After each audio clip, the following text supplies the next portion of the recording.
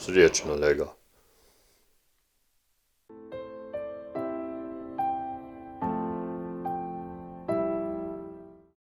Ponedeljek je dan za reporter.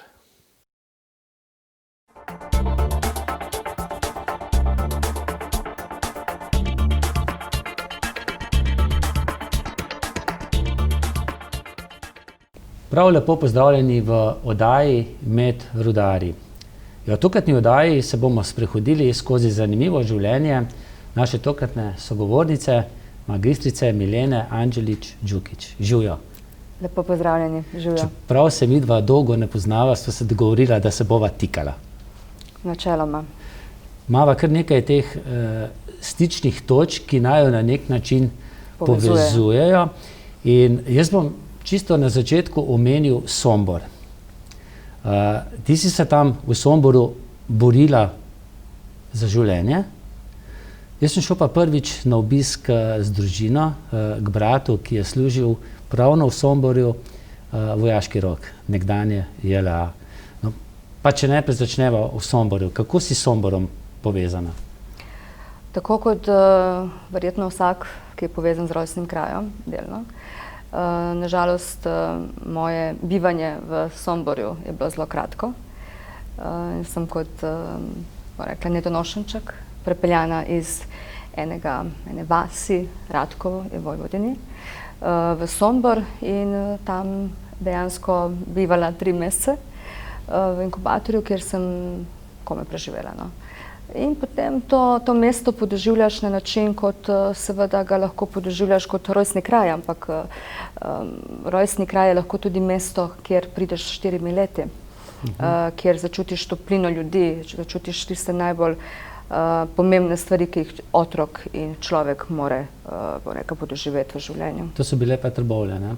Tudi Trbovlje. No, zdaj, takrat, ko si bila ti v Somborju, si imela že tudi brata, ne, ki ga tudi v Zasavju zelo dobro poznajo. Sicer je kasneje kot ti prišel v Slovenijo Saša Anđelić, nogometaš. On je starejši od tebe, ne? Tako, 10 let.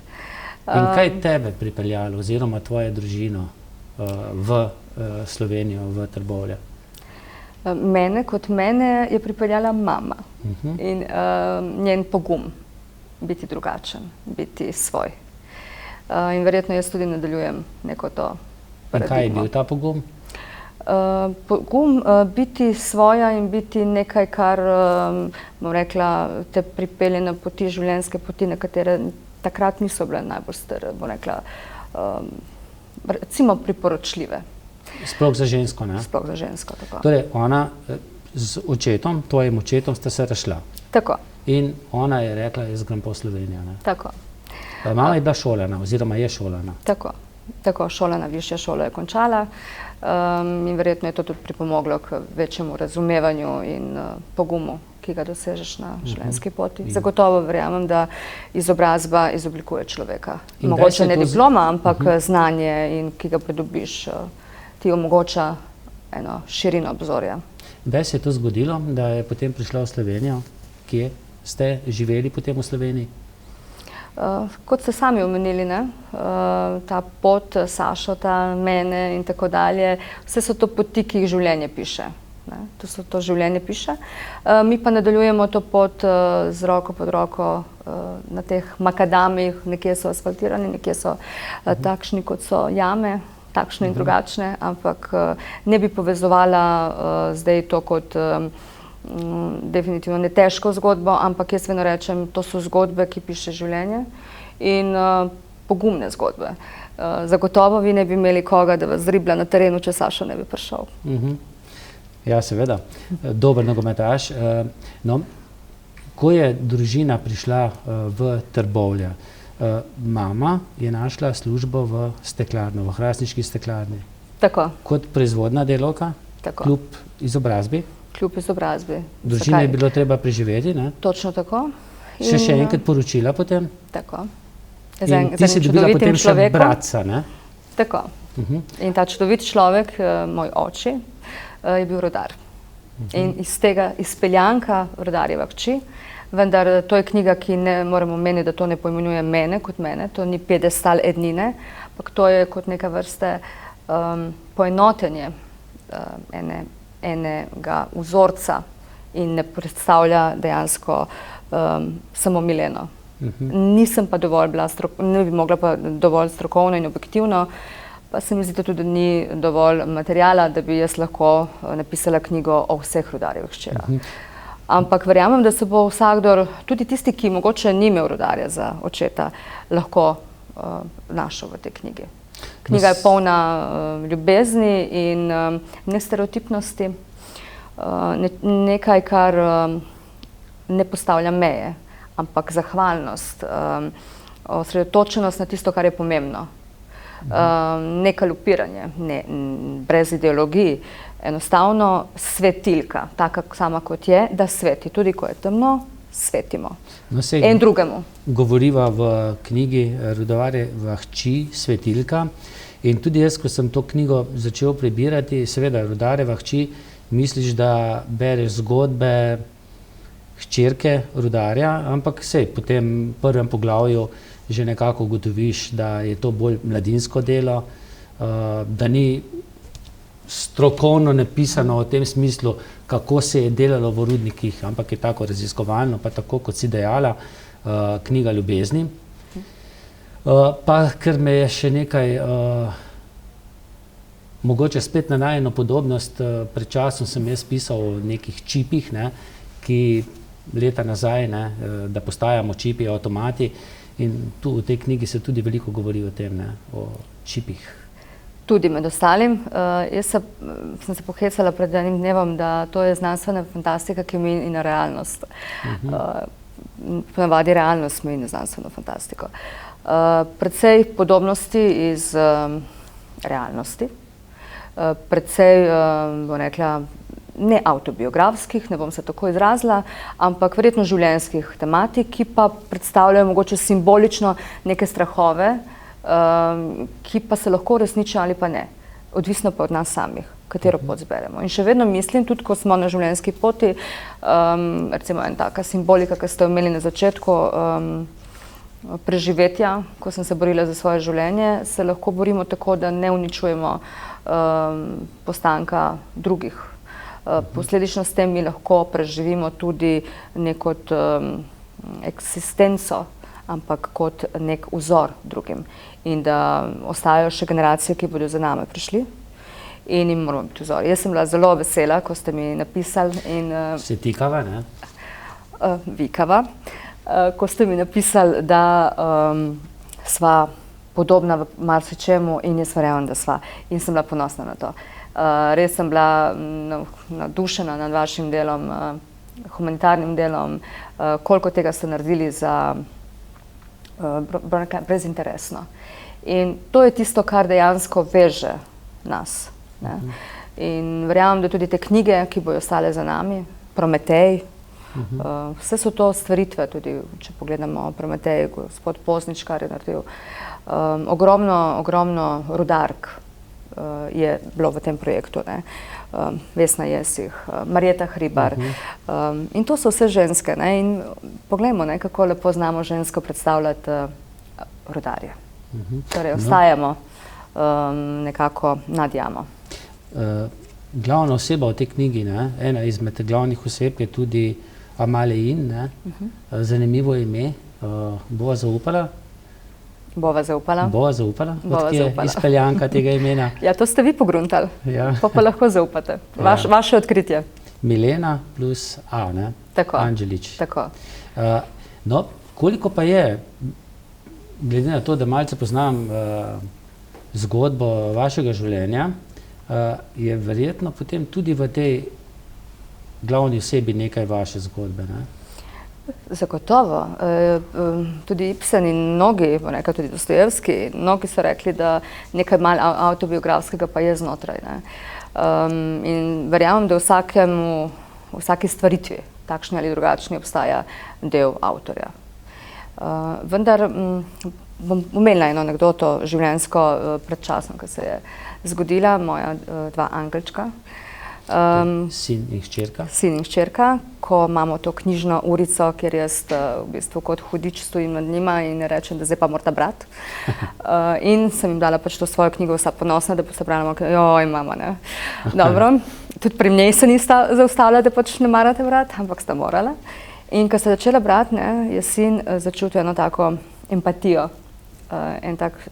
On je itak, kot sem vam že rekla, Anglček. In to je tisto bistvo, ki želim, da se izpostavi v tej knjigi, empatija. Občutek enega fanta, ko bo enkrat odrasel moški, da bo gentleman, kot ste vi, recimo, in mnogi, recimo, da se tako izrazim, da bojo znali spoštovati. Spoštovati vsebino in ne samo pletnice, ker pletnice so lahko, tako ne, bom rekla, lahko so zavajajoč dejavnik. Ne. Lahko so zelo lepe, pa je vsebina temna, ne? Tudi. Ali pa obratno. Ali pa obratno. Od nas je odvisno, kako bomo prebrali knjigo in kako jo bomo razumeli. No in ta knjiga ima še toliko večjo vrednost, ker to ni knjiga, s katero bi vi, recimo, služili, si izboljšali bančni račun, ampak je knjiga, ki ima močno humanitarno noto oziroma pomoč pri projektu Prometeja Rudarja. Ne? Jaz bi rekla, je le kapljica, ne, v morju. Zagotovo jaz bi rada videla, da je tega še več in da res, da je več ponatisov in da še mnogo več pomoči v tem projektu. To je samo en del mozaika. Seveda Prometej je veliko več kot ta knjiga. Kako je prišlo do tega? Dejansko jaz vedno rečem, da knjige mene najdejo, ne jaz njih, in sklop okoliščin in prijateljskih vezi, pravih knapovskih vezi, ne, gospa Vesna Jesih in Marjeta Hribar, se sem že omenila, to so dame, borke, ki so na ruševinah, jaz ruševine kličem, bom rekla, potranzicijsko, globalizacijsko izkoriščanje vseh propadlih podjetij, ki se niso uspele, bom rekla, izboriti ali pa jih niso uspeli postaviti na tisti zaslužen nivo, ki bi zadržala delovna mesta in tako dalje. Dobro, vemo, da globalizacija in kapitalizem je krut, ampak jaz verjamem, da še vedno mi premoremo socialnega aspekta in da je Slovenija še vedno socialna država. To menim. In zelo kruto je gledati potem ene ruševine enih mest, še posebej recimo Zasavje, ker to so pridni ljudje, to so res, lahko rečem, en čudovit, en tak, bi že lahko rekel narod.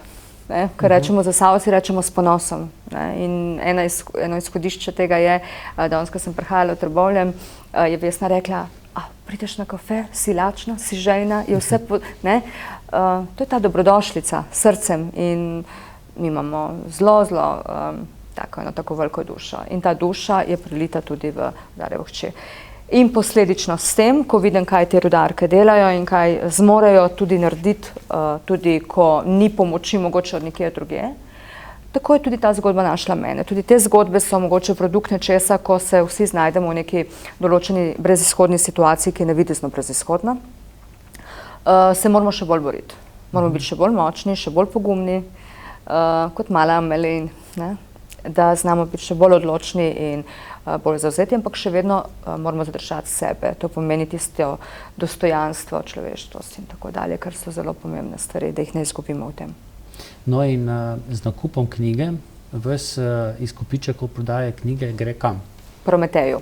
Prometeju. Torej, Prometeju jaz upam, da bo ogromen izkupiček od knjige, da bo lahko šel v kakšne projekte, ki bojo nadaljevali ne samo Prometeja in njegovo zgodbo, ampak tudi zgodbo nekih gospodarskih ali pa tudi kulturnih podvigov povezavi z Prometejem. Torej, poglejmo, rudarske tradicije. Jašek, bom rekla, rudarski rov pod Prometejem, zakaj pa ne bi bili turistični ogledi, zakaj ne bi bilo tukaj še nekaj več, zakaj ne bi recimo Trbovlje bila tudi turistična destinacija, katera bi bila recimo po Portorožu, po Postojni, zakaj ne gledati vizionarsko, zakaj gledamo samo, bom rekla, do 5. stopnje, če lahko gledamo, da rudarsko mesto skriva v sebi prav tisto, kar sem govorila, mogoče nas na začetku v Trbovlju dočaka termoelektrarna, ampak ko prideš noter v Trbovlje, pa pravo srce. In posledično s tem jaz mislim, da Trbovlje lahko postane tudi turistična destinacija, kjer bi lahko, zakaj se križarkom, zakaj recimo tudi država nekaj ne naredi, pa občine pa tako dalje, da križarke, ki pridajo, vse se da narediti. Koper recimo, da pridajo točno tako. Evo, križarke, da dobijo, pa gremo v Zasavje pogledati Prometeja. Prometej pa naj nudi ne samo ogled, ampak tudi kakšno dodano vrednost storitev in verjamem, da te ljudje, ki so tukaj, da zmorejo to narediti, ker poglejmo, kaj nudi Čipolo, poglejmo, kaj so naredili, torej gospa Maša Jazbec, recimo. To so novosodobne tehnologije, ki povezuje umetnost in to ni nikjer drugje, to ni v nobenem drugem mestu v Sloveniji kot v Trbovljah. To nekaj pomeni. Tudi preko društva Trbovlje, novo medijsko mesto, kjer se tudi lahko ta knjiga nabavi. Kolikor vem, se lahko samo preko tega društva kupi. Samo preko tega društva in to je izključno namenjeno za ta projekt in izključno bo vedno namenjeno za ta projekt. Tako kot sem dejal, nič za vaš račun, ne? Ne, niti podrazno.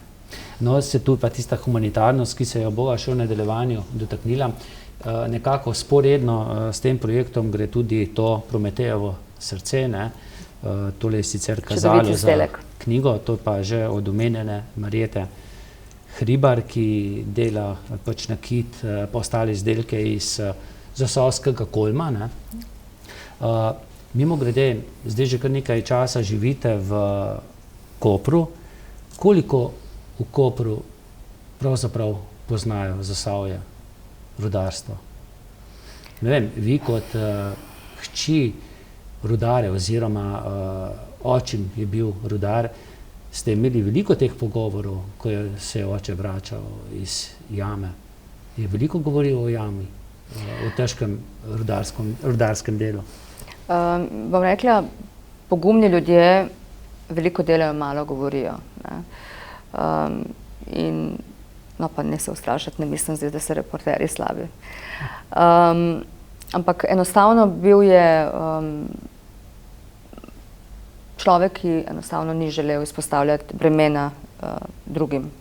In je to nosil tako, kot je on znal. Tako da jaz kaj dosti, vedela pa sem, da je težko delo. Vedela sem, da je to težko delo in kot hči sem spoštovala to žrtvo, ker to je bila žrtva. To je bila žrtva in na nek način je pustil nekdo zdravje. Tako kot vsi mi nekako se žrtvujemo za svoje otroke, vsak verjetno v današnjih časih na drugačen način, ampak ta zahvalnost pa ne pojenja. In iz tega izhodišča tudi mogoče te knjige, je zahvalnost domu, bom rekla, Sloveniji, na kakšen način je znala biti tudi mati. Je očima kdaj dobilo v jami? Je bil deležen kakšne hujše rudarske nesreče? Bile so nesreče, tudi bom rekla, kolega in kolega, zelo bližnji, bom rekla, je tudi izgubil življenje. To so bile take tragedije, ki so zaznamovale, seveda, zaznamujejo te v strahu, v nekih, to so vse stvari, ki zaznamujejo, zagotovo, ampak smo živi in zdravi in to je najbolj pomembno. Koliko pa v Kopru, kot sem prej dejal, vprašal, vedo o samem Zasavju, o tej rudarski tradiciji? Premalo, ampak še vedno je čas, da še zvejo. Mislim, da tudi naši Zasavci, mislim, da premalo vejo. To je stvar... Pozabljajo že počasi? Bi rekla, da ja. Ampak so še vedno tukaj pomembni stebri, ki opozarjajo na to in je fajn, da opozarjajo na te stvari. Ker to je en steber enega delavskega razreda, v nepovezavi seveda z sistemom. To nima veze z sistemom. Tu govorimo o ljudeh, tu govorimo o načinu življenja, načinu razmišljanja. To je ta lepota, ki se je tudi potem prelevila naprej v naslednje sisteme. In tako da tudi, če se, bom rekla, osredotočimo na obarvane neke stvari, tole je čista paleta barv v ljudeh. In to je tisto najbolj pomembno. In to bi bilo potrebno nadaljevati. S takim načinom, tako kot recimo imajo, bom rekla, nekje v drugih mestih korenite podobe in zgodovine na nek poklic, ki opozarja na neke čudovite lastnosti človeka. tako bi tudi morali tukaj ostati. Se vam zdijo, da so Zasavci, torej, ki so nekako gensko prepojeni z rudarstvom, drugačni kot ljudje, vaši znanci iz Kopra? Človek do človeka se razlikujejo, ampak evo, poglejmo, midva sva takoj videla, da sva si zelo podobna. Pa bi mogoče stereotip bil na prvo, bom rekla, roko ali pa na prvo razmišljanje, da smo pa čisto različna. Tako da ljudje smo si različni in smo si podobni. Jaz pa rada vidim, da smo si podobni v tistih pravih stvareh. Tako da lahko, da bom rekla, ja, seveda je razlike. Razlike je, ker bom rekla, cona udobja prinese veliko dobrega, prinese pa tudi slabe stvari. Bom rekla, Zasavci niso nikoli imeli ne vem kako dobro cono udobja. So pa še vedno uspeli zadržati tisto pokončno držo in plemenitost in dobroto. To pa. No, vi imate pred svojim imenom tudi naziv magistrica, ampak do tega naziva, do tega je pa verjetno bila dolga pot. Najprej ste šli skozi srednjo šolo v Zagorju, ker ste, mislim, da lansko leto imeli eno okroglo mizo, ki ste sodelovali na okrogli mizi, kjer ste sodelovali tisti, ki ste uspeli potem v življenju z neko kariero. No, kakšni so spomini na to šolo v Zagorju? Zdaj prvo bom rekla uspeh. Uspeh je zelo relativen. Jaz si upam trditi, da uspeh je tudi doživela sigurno kakšna moja sošolka, ki mogoče ni magistrica, ampak je uspela v svojem življenju v nekem področju, mogoče postala samostojna podjetnica, pa ni mogoče tako, bom rekla, ne izobrazbi pomen, mogoče je uspela kakšna moja kolegica v enem področju, kjer je mogoče se ustvarila kot mati, kot žena. Obstajajo različna področja uspeha v življenju. Tako da bom rekla, jaz bi rekla, da vsi, ki smo uspeli ostati vsaj toliko, kolikor srečni in pozitivni in nadaljevati neko poslanstvo, jaz verjamem, da smo uspešni. In kakšen je spomin na šolska leta?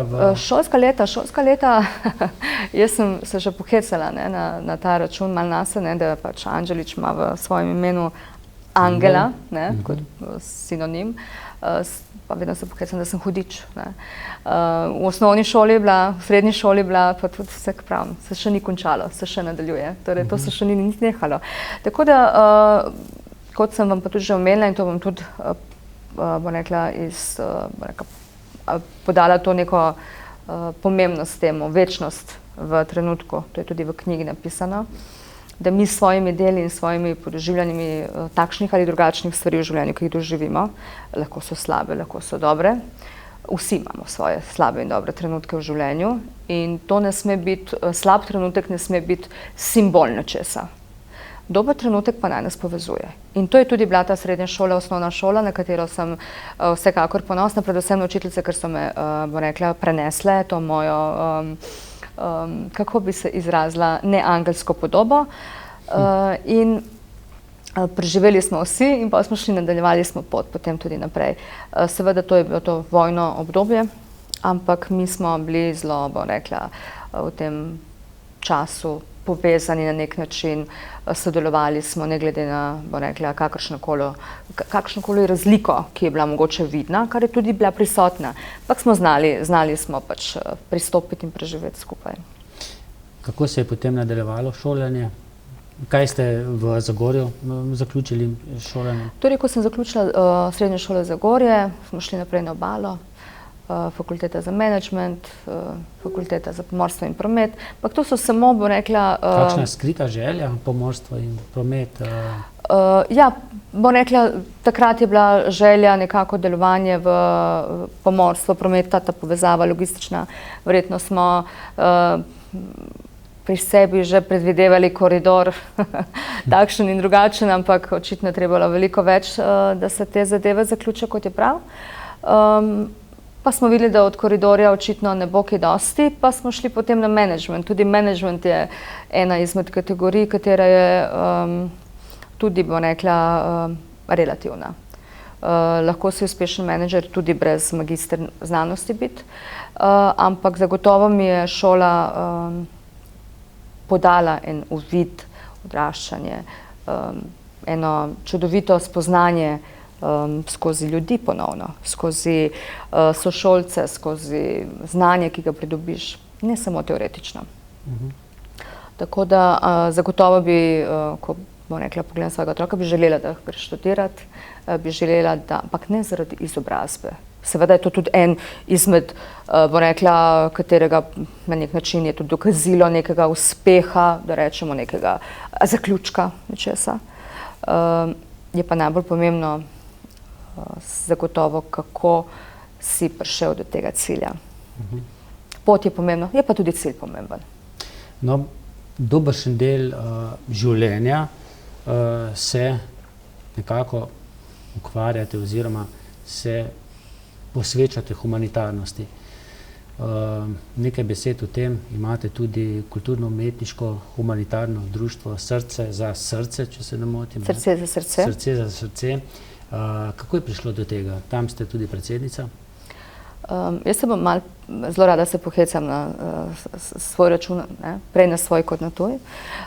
Mislim, da je Margaret Thatcher rekla, da, ne vem, če je bila glih ona, ampak citirala bom samo, da je vsak socialist slab podjetnik. Zdaj pa kaj je pa zdaj humanitarec? Jaz bi rekla, da to je človek. Da to je človek in jaz verjamem, da je vsak... Z veliko začetnico? Lahko jo dodate, ampak humanitarcu, bo rekel, človeku ni pomembno, je velika ali majhna, on bo to naredil ne glede na to, kakšno začetnico mu boste dali. In zagotovo menim, da je to bolj delo zame, sebe oplemenitim na nek način, ker je neverjeten dober občutek, ko podaš roko, ko daš otroku in on je vesel zaradi tega. Mislim, to je nekaj neprecenljivega. To je, dejansko potem rečem, da to je delo, ki sem si ga, ali darilo, ki sem si ga podarila sama sebi. Kako se je začelo? Kdaj se je začelo?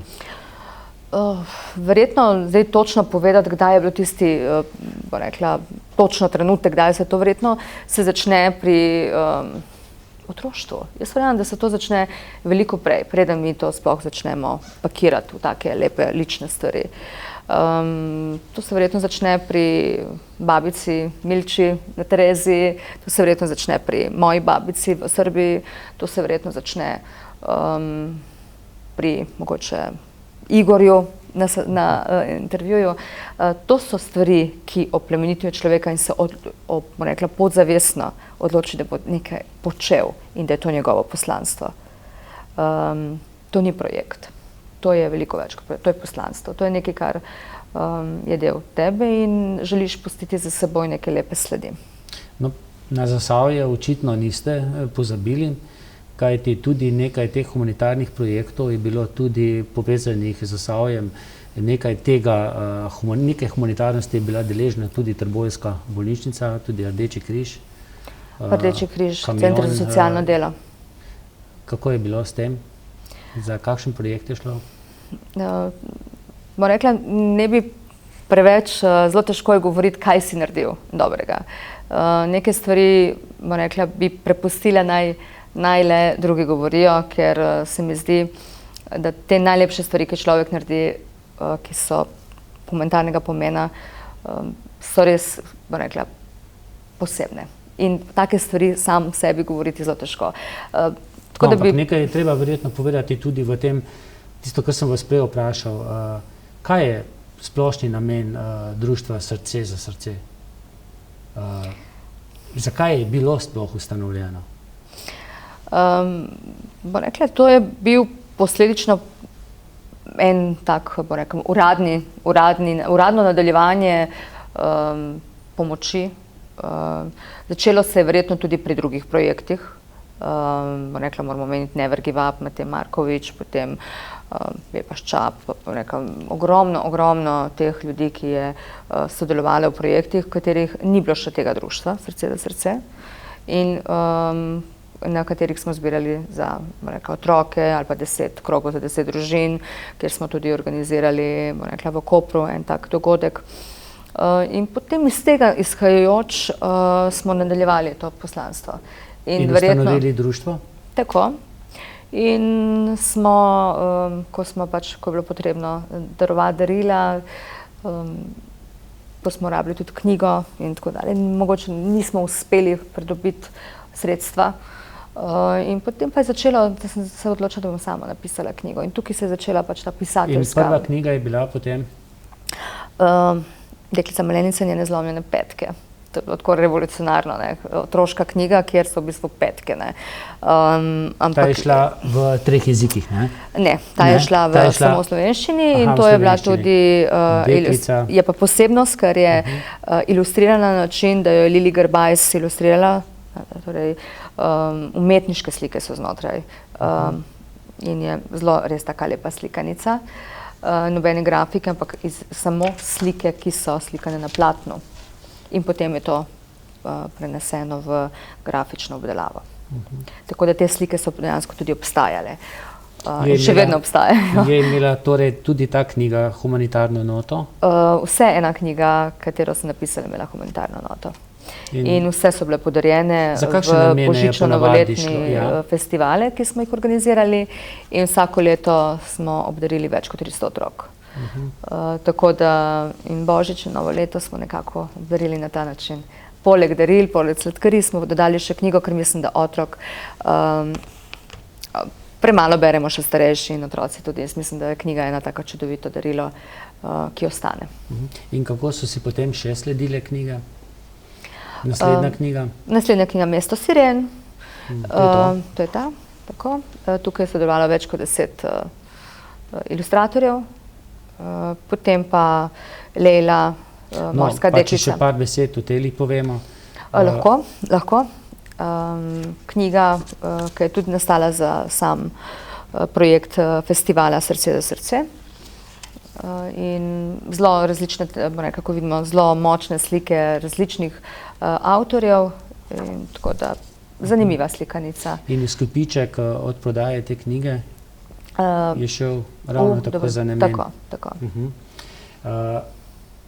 Potem je pa mogoče najmočnejša knjiga, skorajda, zdaj poleg Rudarjeve hči, tudi Morska deklica Leila. To je pa zgodba po resničnem dogodku. Tako. To je ena čudovita zgodba, ki ima na koncu, čeprav za začetkom zelo slab preokus, ampak to je življenje in življenje potem nam da možnost, da mi od tega, kar, kot sem že rekla, na enem tragediji ali na ruševinah, lahko zgradimo tudi ponovno človek zmore zgraditi še nekaj več. Vi ste spoznali mamico, hčerkice, ki je zaradi levkemije izgubila življenje. Tako. In potem je nastala knjiga po Mama maminih sanjah. Mama me je prosila, če bi lahko napisala zgodbo o njenem podoživljanju vsega tega in meni se je zdelo najbolj primerno na ta način, da Leila ostane vedno zapisana v večnosti kot en čudovit otrok, ker Leila je v bistvu rada prebirala mojo prvo knjigo, ki sem jo napisala. In najbolj me je dotaknila slika, kjer je Leila v bolnici prebirala to knjigo. In jaz sem se odločila, da pač Leili podam ta trenutek v večnosti. In ne samo trenutek, ampak večnost tudi v trenutku. Leila bo večno živela in na nek način mamica je rekla, da je ta knjiga pomagala pri prebuditvi te težke tragedije in rekla, da je ponovno se želela preživeti. Mamica je rodila sina, tako da jaz verjamem, da ta knjiga je torej tudi nadaljevanje nečesa lepega. Tudi če ima mogoče slabo ozadje kot neko tragedijo, ampak to nas uči, da tudi iz tragedije nečesa slabega lahko vedno dobimo in pridobimo še nekaj več. No in če sva dejala, da to knjigo Rudarjeva hči Svetilka lahko gledalci kupijo preko kontaktov Trbovlje Novo medijsko mesto, tam naročijo, kje pa ostale knjige lahko dobijo na vašem društvu? Ne, knjige so že vse dejansko pošle v knjižnicah. Tako da tam se nahajajo knjige. Glede Rudarjeve hči Jaz verjamem, da bo vsakemu zanimiva knjiga in društvo.tnm@gmail.com TNM, mislim, da bojo s tem del ponovno ne samo zgodovine, ampak tudi bodočnosti. Tako da vsak lahko na ta način, ko kupi to knjigo, je del Prometejevih projektov, ki se bojo nadaljevali. Jaz verjamem ekipi, verjamem, da bo to samo nadaljevanje ene čudovite podjetniške zgodbe. Evo, zdaj prehajamo iz enega sistema v drug sistem in ne gradimo več mejnikov, ampak gradimo naprednost. No, v tej knjigi na koncu je tudi poezija, nekaj vaših pesmi. V knjigi je pa objavljen tudi dnevnik, ne? Prav posebno pisava. Tako, ker se težko bere, ne? Ja, nekako smo se že odvadili, ne? Pisane besede. Tako, ja. Ampak saj potem padeš notri, ne? Moraš. No, to na koncu so pa potem še vaše pesmi. Hočeš, nočeš, če želiš prebrati do konca zgodbo, je treba prebrati. Ampak, rekla, pesmi so napisane res, jaz bi rekla, da kar precej emocij odtkano v samo knjigo, prav iz tega namena, da se podoživi ta pripadnost. Ta pripadnost do nečesa, kar bi moralo vsem nam biti sveto. To pa je dom, družina in seveda poslanstvo, da naprej gradimo še drugim, da lahko ostanejo v tem poslanstvu dobrega. No, in očitno vas tudi v Kopru cenijo, kajti leta 2019 ste prejeli občinsko priznanje skupaj z meni, skoraj da najljubšim pisateljem Marjanom Tomšičem, ki sicer je ravno tako prišel iz drugega konca živeti na obalo. Tako. Potem je dobila tudi Edita Frančiškin in Ivan Poklar, ne? Pa vi. Pa jaz. Kako je bilo stati na odru? Čast, ne? Seveda je, ne? In tudi lep občutek. Lep občutek, ampak to so, da bom tako rekla, ne bi rada izpadla nezahvalno, ali to so nagrade, ki simbolično ponazarjajo nekaj. Seveda pa je še vedno potrebno precej tega ponarediti. In to je samo en del, bom rekla, knjige. Kako pa otroka živite z vašo humanitarnostjo? Sodelujeta pri teh projektih? Seveda. In tudi uživata in čisto odtkano v njih.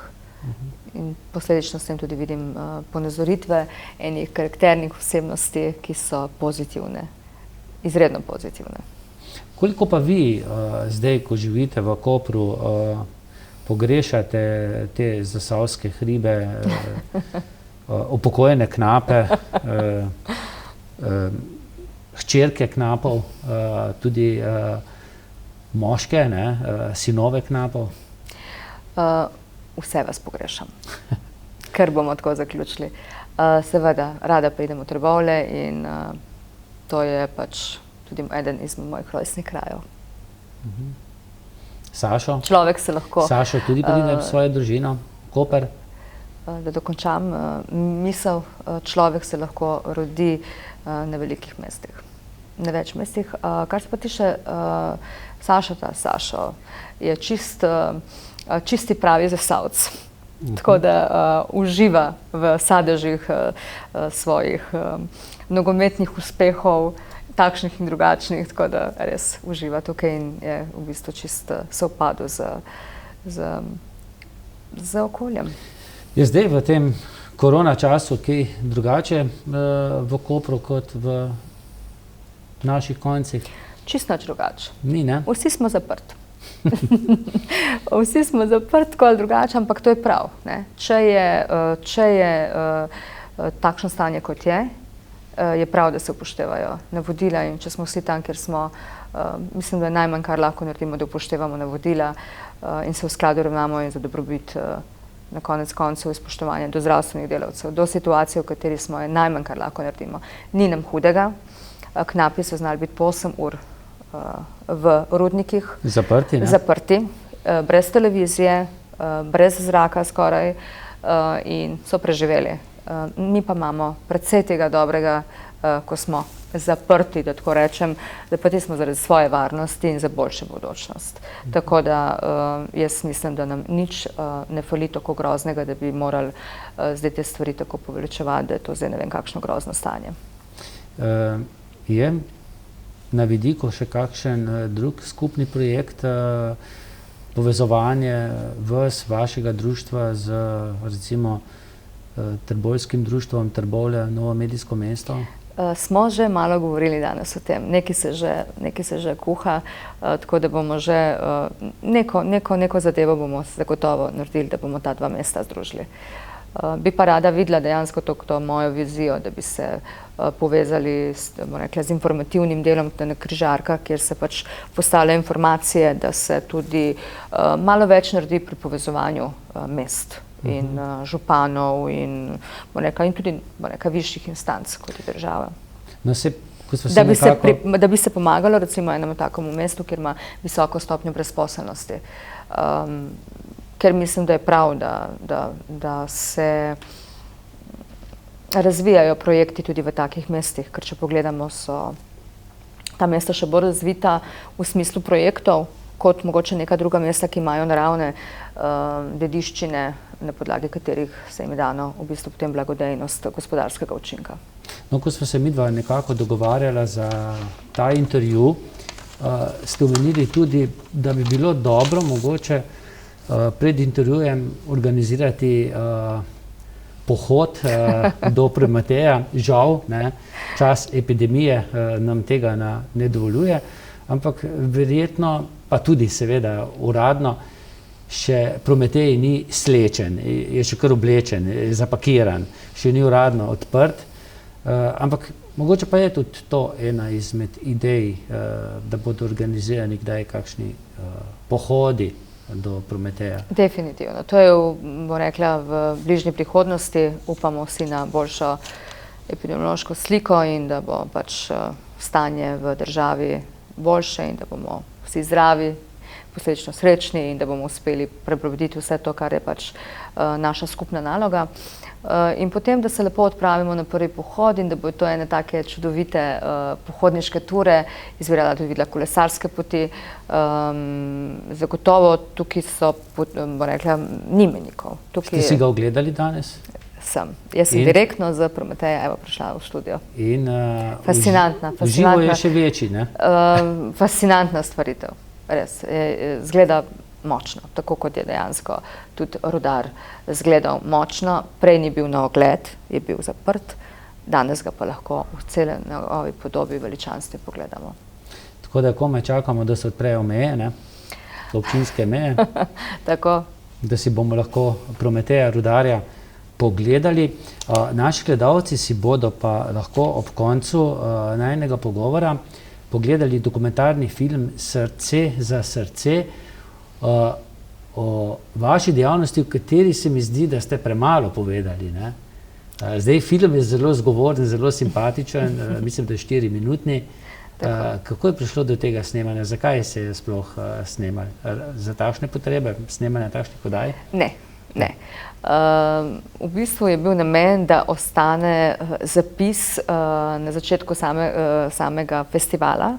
Ti festivali so bili kar zelo tak zajeten programski in bogat kulturni program, v katerem smo imeli tudi otvoritev. In ta otvoritev, svečana otvoritev, je zajemala tudi tak kratek dokumentarni film. Iz tega smo to potem tudi naredili eno tako povzetek vsega dogajanja. No, v okviru tega društva organizirate tako humanitarne projekte, kot tudi gledališke predstave, ne? Tako. Kaj še? Umetniško-kulturni, bomo rekli, dogodki, v katerih si lahko pogledamo gledališko predstavo, potem stand-up, bomo rekli, dogodek je, kjer plesne skupine tudi igrajo. Ogromno iger in kjer so pa dejansko in igre in kruh. Ne samo gladiatorstvo in imperator v smislu enega takega, ampak res, kot ne vem, če ste prebrali dobro pesmi, ste videli tudi verjetno gladiator, imperator in tako dalje, tako da tukaj poskušamo nekako zajeti eno celoto dobrodelnosti in bom rekla, posledično umetnost. Sem prebral, ampak sem v letih, da tudi že kaj pozabim. Vam je oproščeno. Ja. Hvala za obisk. Mislim, da je v prostorih Katapulta. Ne? Tako. Zdaj naj jo bo odstrelilo mene na izlake, vas pa proti Kopru. Ne grem še tako. Ne. Jaz imam še obveznosti in bom rekla, na veliko planino res, da ne bom šla, ampak meni je pa čisto taka ogromna velika planina, tako da v Zasavju ostanem še kakšen dan. In zagotovo se z bratom tudi srečate, pozdravite ga. Ne? Bom, hvala lepa. Hvala. Vas pa prosim, da si ogledate še dokumentarni film Srce za srce. Pa srečno.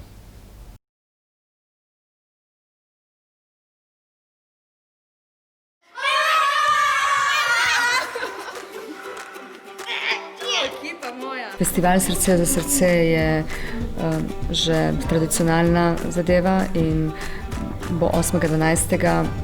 ponovno produkt, ogromno dela, ogromno povezav med ljudmi in Društvo Srce za srce je en del, en mozaik tega in bomo obdarili več kot 300 otrok. Je nastala tudi knjigica, slikanica, Deklica Malenica in njene zlomljene petke. Knjiga je nastala tako, da sem zbirala božično-novoletna darila za otroke in glede na to, da pač nismo dobili nobene knjigice, noben nam ni mogel oziroma nismo uspeli dobiti tako vrstno donacijo, sem se jaz odločila, da bom pač sama napisala to knjigo. Mi smo humanitarno, mi smo humanitarno umetno gledališki krožek. Mi smo gledališko humanitarno...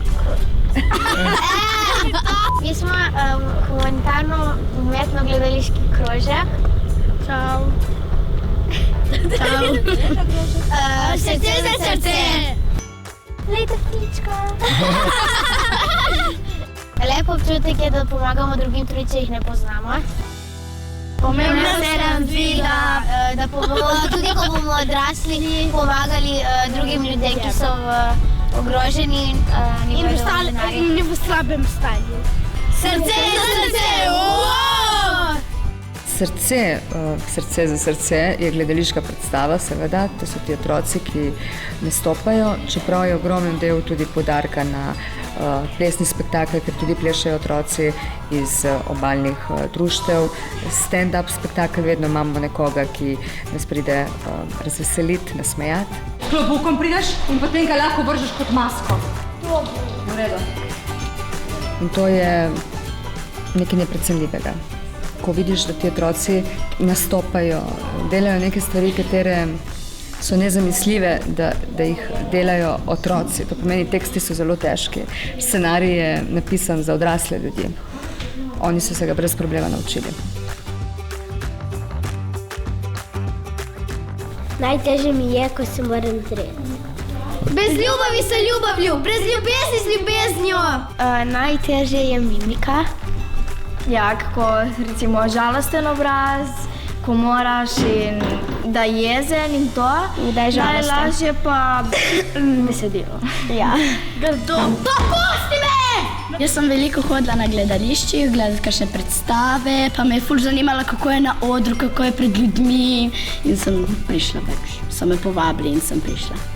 Nastaviču, zdaj si me zmedla. Ja, smo najboljše prijateljice in nas je ta krožek dodatno povezal, ker me je povabila ona. In njena mama je učiteljica, vodja tega krožka in mi je zelo všeč. Pokažemo, da se z nasiljem ne reši vsega, da moramo biti, da je pravica glavna, ne da se to reče. Vedno nadaljujemo, vsak festival je vedno nekaj več. Pomembno pa nam je, poleg kvalitete gledališke predstave in vseh gostujočih, da nadgradimo, da čim več otrok obdarimo. To je cilj. Letos jih bo 300, rada bi videla, da jih naslednje leto še več. Kaj bomo dali enega ljubčka vsem? En objem?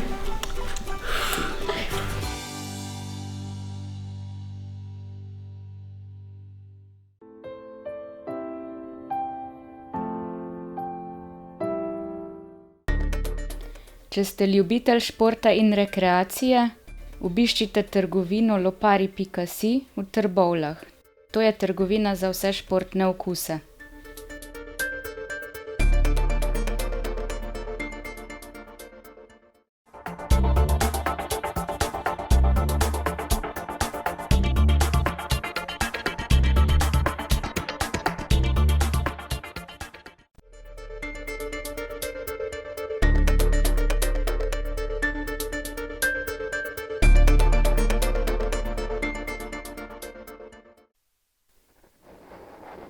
Srečno, Lego.